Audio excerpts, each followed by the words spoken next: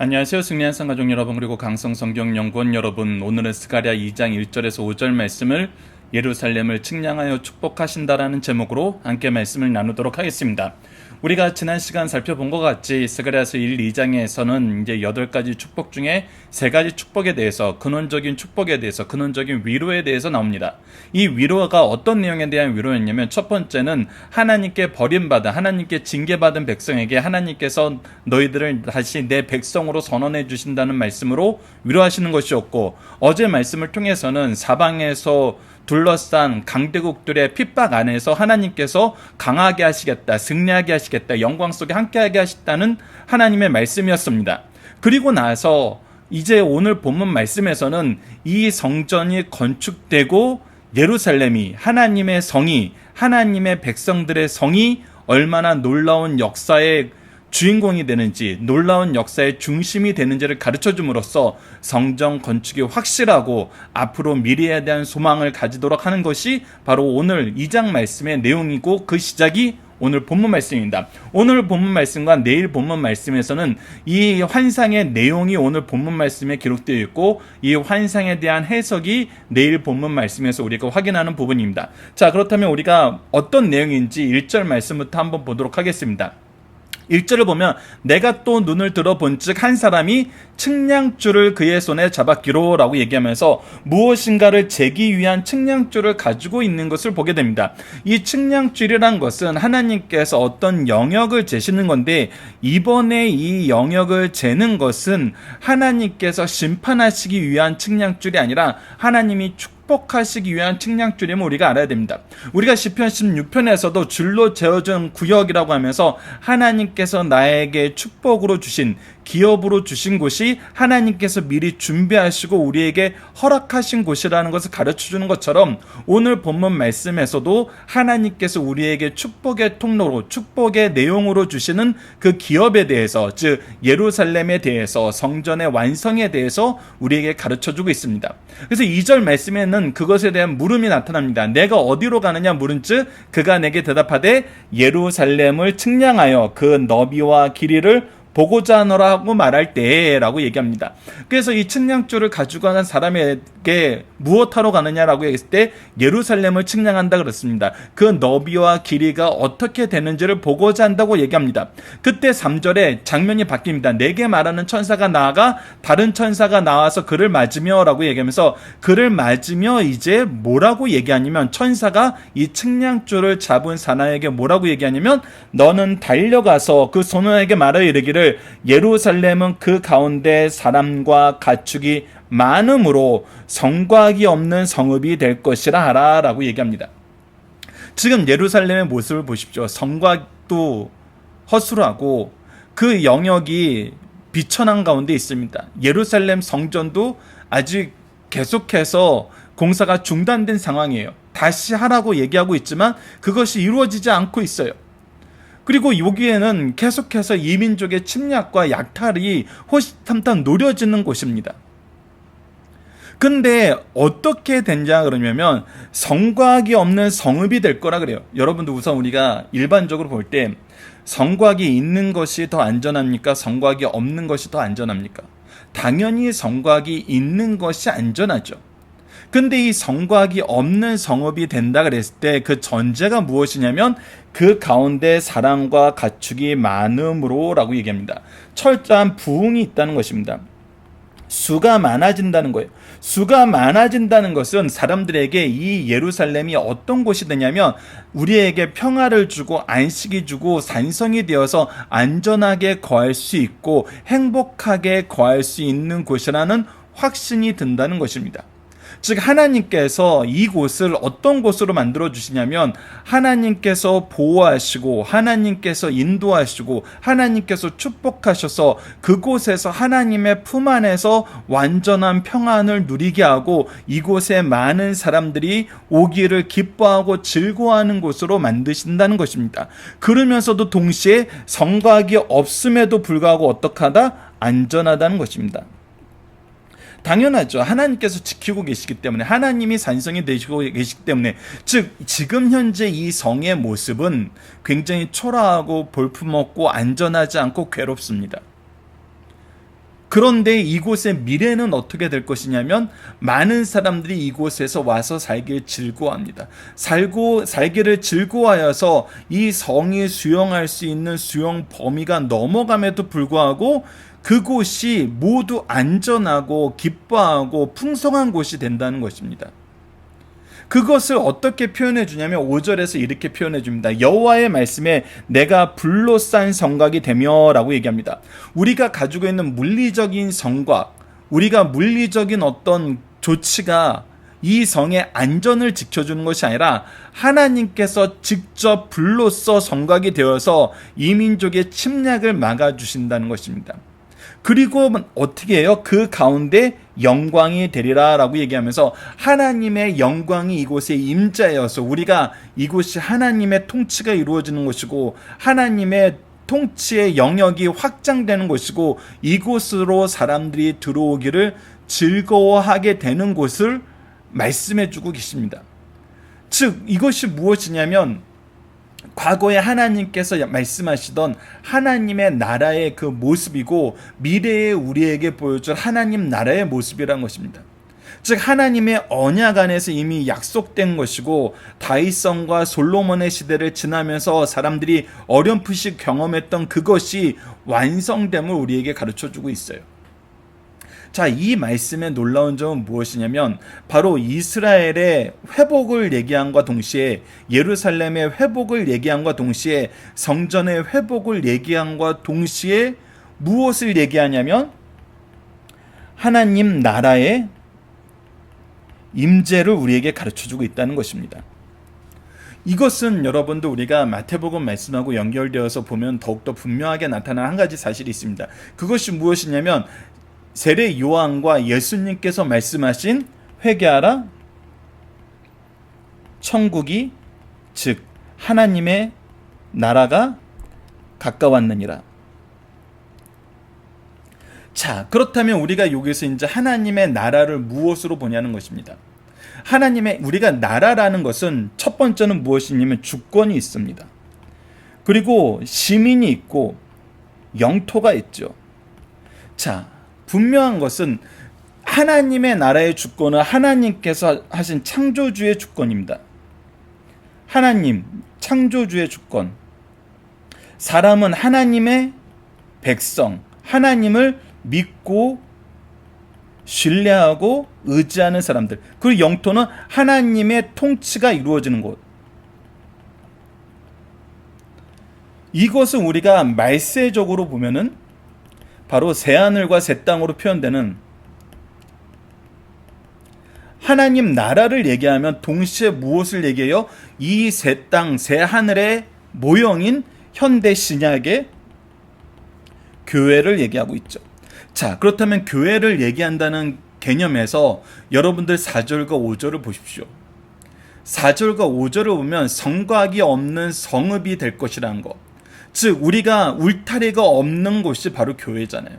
모든 사람들이 들어오고 나갈 수 있어요. 그런데 그곳에 어떻게 해요? 사랑과 가축이 많아져요. 기업이 풍성해져요. 하나님의 은총이 풍성해져요. 그리고 이곳은 누가 보호하세요? 하나님께서 불로 성곽을 쌓으신 것처럼 보호하시고 하나님의 임재가 있어서 항상 예배 때 하나님의 영광을 찬양하는 그 모임이 우리 속에서 경험되어지잖아요. 그러니까 이 4절과 5절은 우리에게 무엇을 가르쳐 주냐면 하나님께서 이 예루살렘을 회복함과 동시에 앞으로 구속의 완성을 통해서 예수님을 머리로 삼는 예수님이 기초가 되는 이 교회의 모습을 가르쳐 주고 마지막 날에 우리에게 임할 완전한 하나님의 나라, 새하늘과 새 땅, 바로 천국을 우리에게 가르쳐 주고 있다는 것입니다. 이것이 예언의 모습이라는 것입니다. 여러분들이 이 입장에서 근본적인 이 첫 번째, 두 번째, 세 번째 예언을 다시 한번 복습을 해봅시다. 하나님께서 우리 하나님 되신다는 것은 하나님의 이 창조 전부터 가지고 있던 이 계획 안에서 우리를 향한 하나님의 사랑과 은혜의 역사였어요. 그리고 하나님께서 우리를 사방에 둘러싼 적들로부터 보호해 주시고 승리하게 하시는 것은 우리가 항상 경험해 오는 거였어요. 그것이 바로 교회를 중심으로 일어나고 이 교회가 하나님의 임재와 영광과 보호하심과 하나님의 기업됨을 우리에게 보여주는 정말 축복의 통로라는 거, 우리가 지금 2000년 교회사를 통해서 끊임없이 확인하고 있고, 우리가 소속된 교회를 통해서, 우리의 가정을 통해서 계속 확인하고 있는 거 아닙니까? 이것이 바로 신적 기관으로서의 하나님 나라의 모습을 우리가 경험하고 있는 삶 속에서 나타나는 교회의 모습, 가정의 모습이라는 거예요. 지금 스가랴서 말씀은 이제 이것을 보여주고 있다는 것입니다. 자, 여러분들, 이것을 보면은 하나님께서 우리에게 정말 이 하나님 나라를 보여주기 위해서 얼마나 꾸준히 집요하게 우리를 교육시키고 있는지 볼 수 있어요. 자, 아브라함에게 언약을 주시고 땅을 주셨을 때는 그것이 세상적인 건지 알았어요.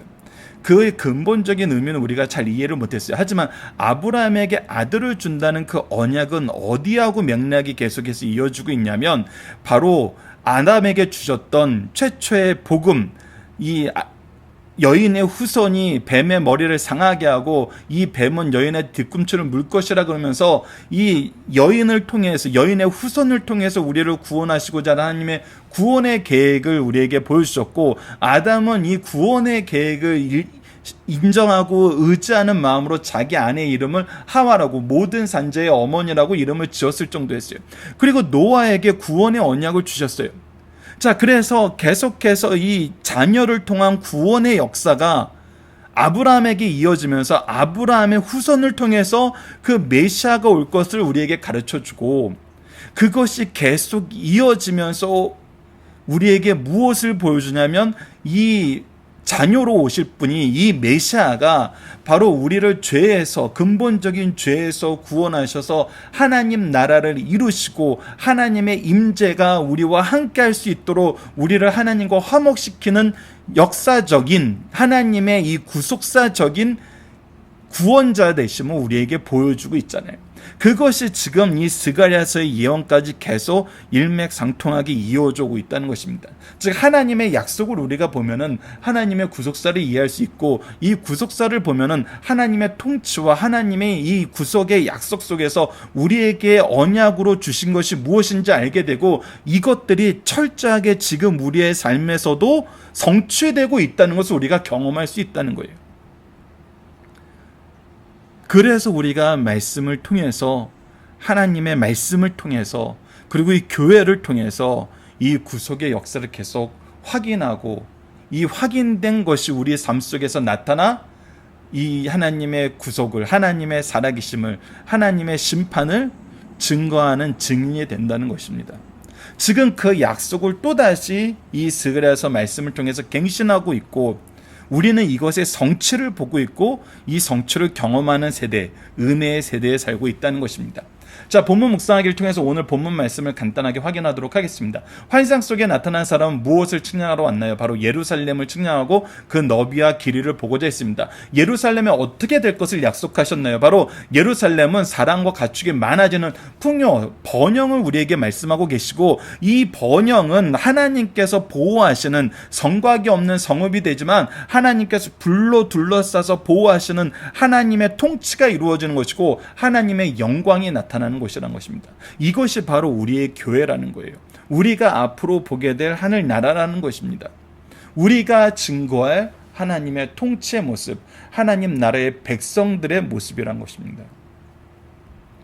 자, 본문의 중심사상 하나씩 보도록 하겠습니다. 때로는 다리오 왕 2년 주전 520년 11월 24일 하나님께서 그 종 선지자 스가랴에게 8개의 환상을 주신 것을, 이를 통해 이미 8개의 환상을 주신 것은 이미 학계 선지자에게 약속된 축복과 승리와 영광이 어떻게 실현되는지를 더 확실하게 보여주기 위함입니다. 그래서 학계에서 2장 19절 말씀을 보면은, 곡식 종자가 아직도 창고에 있느냐, 포도나무, 무화과나무, 석류나무, 감람나무에 열매가 맺지 못했느냐, 그러나 오늘부터 내가 너희에게 복을 주리라 라고 얘기하고, 복을 주신다는 것이 어떻게 성취됨을 확인해 주는 것이 바로 우리가 지금 이 세 개의 환상을 통해서 분명히 보고 있는 것입니다. 그리고 나서 승리는 21절에서 22절인데, 그 달 24일에 여호와의 말씀이 다시 학계에게 임하여 이르시되, 너는 유다 통톡 스룹바벨에게 말하여 이르라. 내가 하늘과 땅을 진동시킬 것이요 여러 왕국들의 보좌를 얻을 것이요 만일 여러 나라의 세력을 멸할 것이요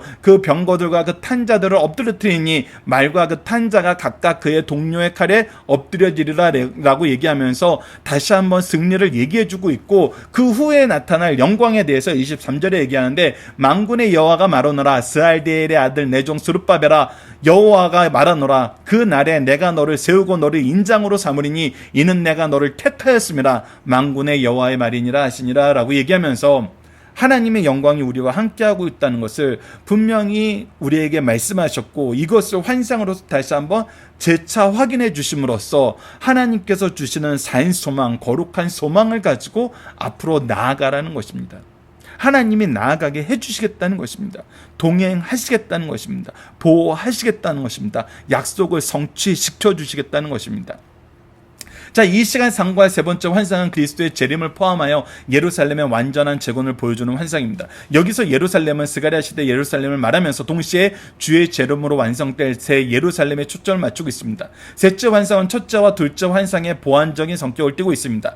첫 번째 환상에서는 예루살렘 위에 먹주를 쳐지리라고 하였고, 둘째 환상은 예루살렘을 해친 뿔들을 멸하기 위해 나타나 대장장의 환상이었고, 세 번째 환상은 예루살렘의 완성과 영광을 보여주는 환상입니다. 세 번째 환상은 선지자가 본 환상 1절에서 5절 말씀과 환상에 대한 해설로 구성되어 있습니다. 세분화하면 내용은 다음과 같습니다. 1절로 2절은 스가랴에게 세 번째 환상을 보여주고 있습니다. 세 번째 환상은 한 사람 여호와의 천사가 측량줄을 손에 잡고 있는 환상입니다. 스가랴 선지자가 그에게 내가 어디로 가냐고 물을 때 예루살렘을 측량하러 간다고 하였고, 이는 예루살렘을 심판하기 위한 측량이 아니라 축복하기 위한 측량이라는 거예요. 하나님께서 우리에게 줄로 재어준 구역이 어떤 곳인지 보여주기 위한 측량이라는 것입니다. 두 번째, 3절에서 5절 말씀은 세 번째 환상의 내용을 설명해 준다. 측량자 여호와의 천사로부터 보내심을 받은 천사가 스가랴에게 해석해주는 청새에게 명하기를 예루살렘이 하나님의 축복을 받아서 그 지경이 한없이 넓어지며 여호와가 밖으로 보호자가 되시며 안으로는 영광이 될 거라고 말해주는 것입니다. 그리고 우리가 내일 말씀을 통해서 확인할 6절에서 9절은 바벨론을 치시고 백성을 구원해 주신다는 내용이 구성되어 있고, 10절에서 13절은 하나님의 백성의 있을 기쁨을 선포하신다는 것입니다. 이 부분은 우리가 내일 말씀을 볼 때 다시 한번 자세히 보도록 하겠습니다. 자, 본문의 중심사상입니다. 오늘 첫 번째 중심사상은 사람의 모든 역사는 하나님의 작정과 섭리성에서 측량한 같이 정확히 운영되고 있다는 것입니다. 여러분들 이 하나님의 작정과 섭리라는 이 말씀을 여러분들 잘 기억하셔야 됩니다. 하나님은 우리에게 하나님의 작정과 섭리가 어떻게 이루어지는지를 무엇으로 보여주냐면 하나님께서 우리에게 약속하신 언약을 통해서 우리에게 분명히 보게 하십니다. 그래서 이 언약을 이루시는 분이 누구냐면 하나님이라는 걸 알게 하세요. 우리의 죄악이라는 것은 이 언약은 상호적인 것인데 이 언약을 우리는 지키질 못해요. 근데 이 언약을 누가 이끌어 나가고 계세요? 하나님이 이끌어 나가고 계세요. 그래서 우리가 이 언약을 지키지 못함으로 이 언약의 조건을 우리가 충족시키지 못함으로 이 언약으로 받게 되는 축복을 받지 못함에도 불구하고 하나님께서는 이것을 이루어 나가신다는 거예요. 이것을 이루어 나가시는 방법이 뭐예요? 바로 구속사라는 것입니다.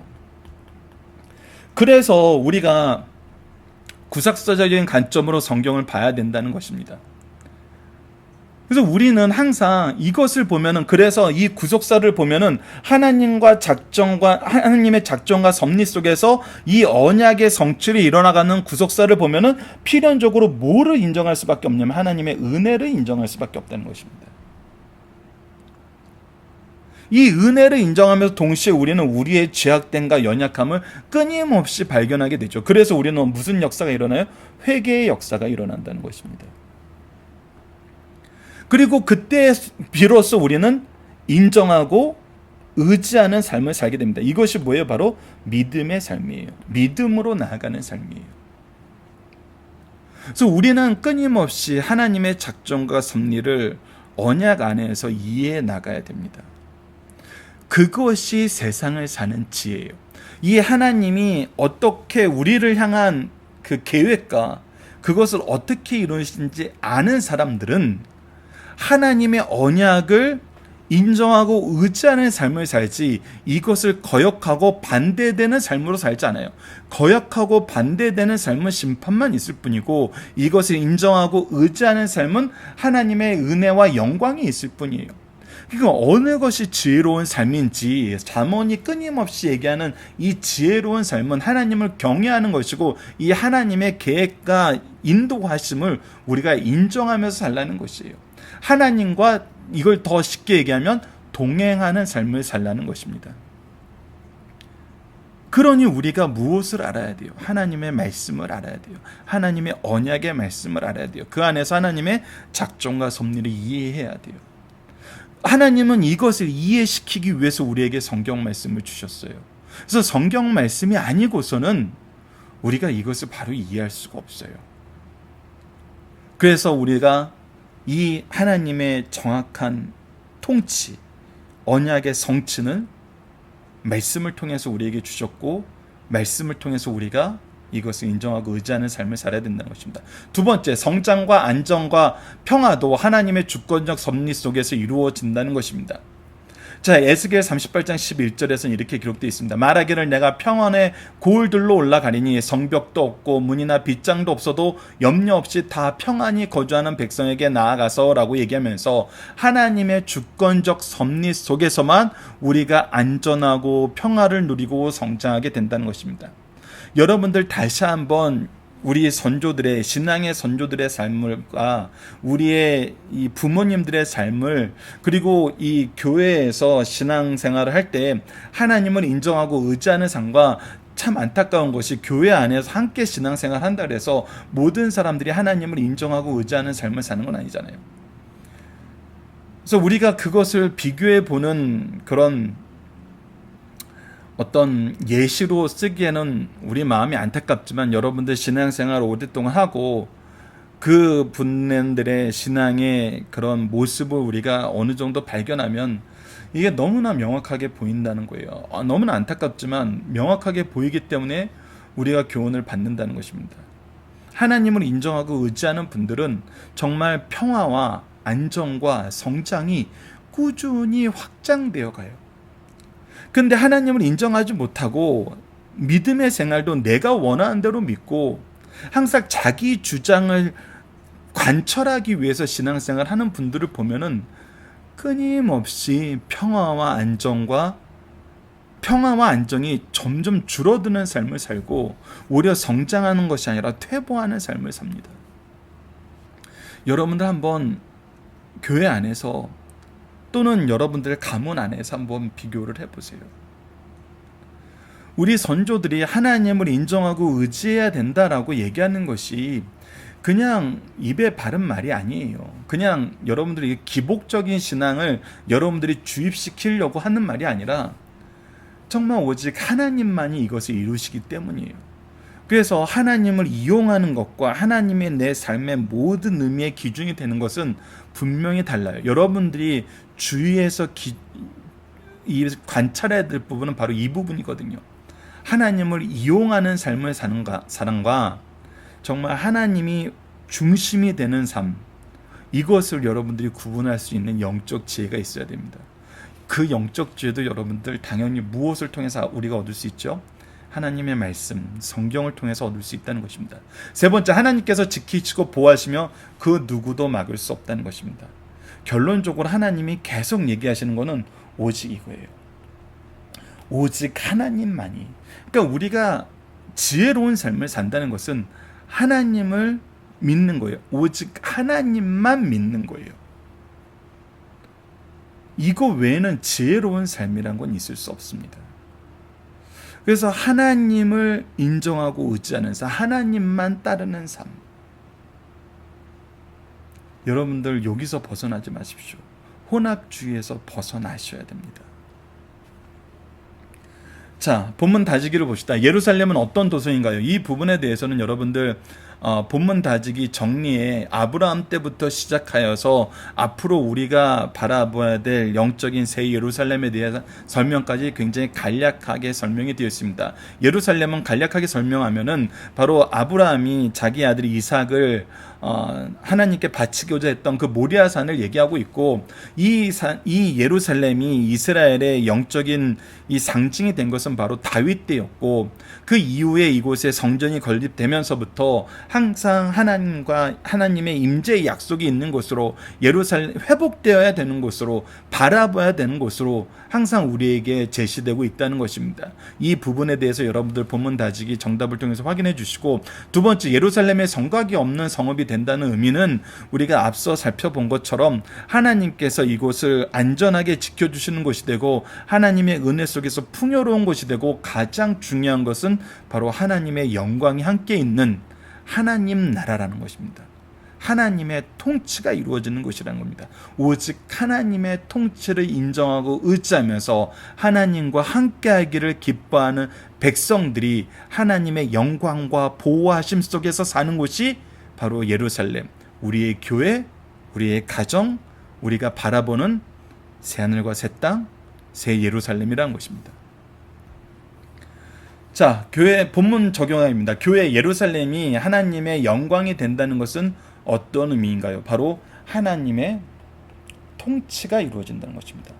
즉, 거기에 있는 백성들, 즉 성도들은 무엇을 즐거워하는 거예요? 하나님의 통치를 즐거워하는 거예요. 그 안에서 즐거워하고 기뻐하며 이 통치의 확장을 위해서 부르심을 받은 사람이라는 겁니다. 그래서 우리가 복음을 전한다. 이것은 바로 하나님 나라의 확장을 위한 일꾼이다라는 것입니다. 그래서 교회가 하나님의 영광이 된다는 것은 바로 하나님의 영광이 있고 하나님의 통치를 인정하는 곳이 된다는 거예요. 그래서 이것을 위해서 우리가 산다는 것입니다. 이 일의 성취를 위해서 우리가 부르심을 받았다는 거예요. 그것이 바로 구속사의 능력 있는 일꾼들의 삶이고, 우리 교회의 모습이 되어야 되고, 우리 가정의 모습이 되고, 우리의 삶의 모습이 되어야 된다는 것입니다. 자, 이번 주 공동 기도 제목은 우리가 교회와 가정이 하나님의 통치와 영광이 나타나는 곳이 되게 하여 주시고 세상을 향한 참된 축복, 복음의 통로가 되게 하여 주소서라고 기도합시다. 그리고 오늘 말씀을 통해서는 하나님의 약속의 중심이 되는 곳, 하나님의 능력이 있는 곳, 하나님의 영광이 나타나는 교회를 통해 우리가 축복받고 또 교회의 축복이 되는 성도 가정이 되게 하여 주소서라고 기도하는 우리 승리하는 삶 가족 여러분들, 강성 성경 연구원 여러분들 되길 기도합니다.